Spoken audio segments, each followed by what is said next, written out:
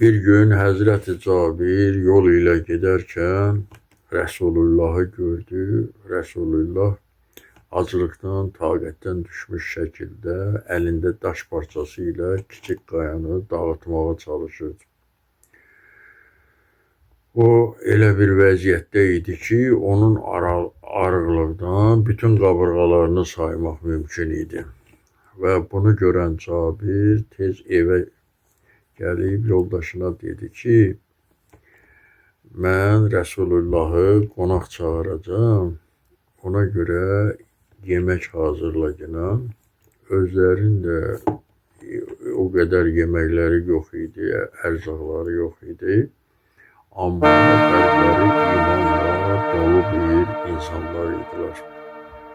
Və qadın gülümsəyərək dedi ki, eyb yoxdur, hazırlayaram, dəvət et gəlsin. Cabir Rəsulullahın yanına gəldi və Rəsulullaha dedi ki,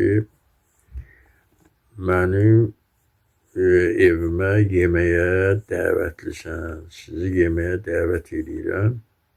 Rəsulullah Cabirə dedi ki, təkcə məni dəvət edirsən, axı mənim burada bu qədər müsəlman qardaşlarım var, onları da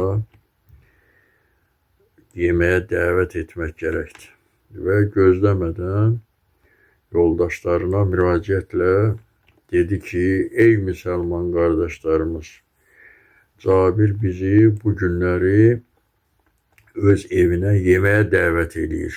Bunu eşidən Cabirin qəlbi titrəməyə başladı. Çünki evdə biraz yemək var idi. Bu qədər insanları necə doyuracaqdılar?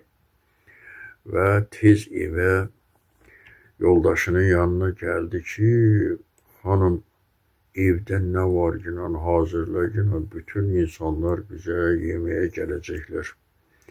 Xanım Cabirdən soruşdu ki, sən mi onları dəvət elədin? Deyir, yox, mən dəvət eləmədim.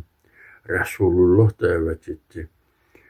Xanım gülümsəyərək cavab verdi ki, əgər Rəsulullah dəvət edibsə, qoy gəlsinlər. Yemək vaxtı gəldi. Onlarla 10-10 deməli sıra ilə onlar müsəlman qardaşlar hamısı Cabirin evinə gəlib, yeyib, doyub, dua edib getdilər. Sonda Rəsulullah özü gəldi və o da yeyib, doydu və duasını edib getdi. Bunlar gedəndən sonra Cabir gəlib yeməyə baxdı, gördü ki, yemək heç azalmayıb. Elə nə yemək vardı, yemək eyni ilə qalıb. Deməli, bu hamısı Rəsulullahın dualarından irəli gələn bir şey idi. İşte bu Rəsulullahın duası idi. Ac qarınların deyil, imanla olanların süfrəsi idi bu süfrə. Ona görə belə insanlar ac qalsalar da imanla işlərini görər və nəfslərini doyurmadan süfrəyə oturmazlar. O elə bir Rəsulullahdır ki, onun adı göylərdə yazılıb, bütün qəlblərdə yaşayır və insanları imana dəvət edir.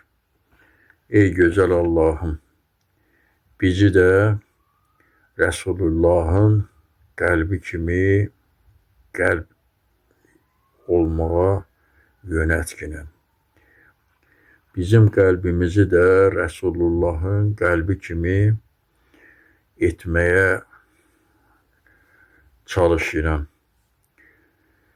Allah bizə dözüm və dəyanət versin.